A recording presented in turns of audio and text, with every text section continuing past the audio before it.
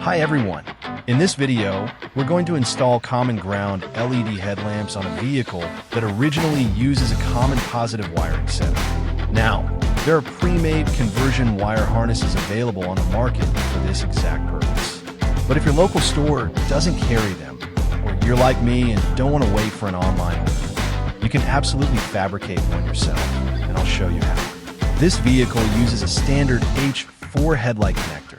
I built a custom harness that plugs directly into the factory H4 socket on one end and connects to the new LED headlights on the other, also using an H4 plug.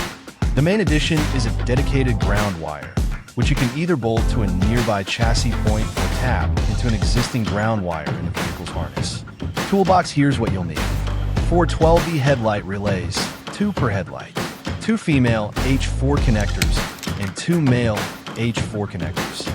2 fuse holders, each with an appropriate fuse, relay terminal clips, wires, insulation tape, and heat shrink tubing, wire cutter, stripper, and crimper. Basic tools for headlight removal and installation, depending on your vehicle. Optional, but recommended. Heat gun for shrink tubing and a multimeter for verifying connections. Warning, safety first. Before you begin, disconnect the battery terminals to avoid any risk of short-circuiting, component damage, or fire during the wiring process. Following the wiring diagram shown here, you can fabricate the harness, plug everything in, and your LED headlights should work flawlessly. And yes, once the circuit is correctly completed, your dashboard high beam indicator will function just like it did before. If you have any questions or need clarification, feel free to leave a comment below.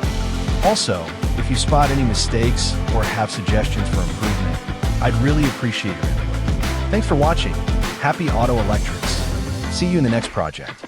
Have a great day.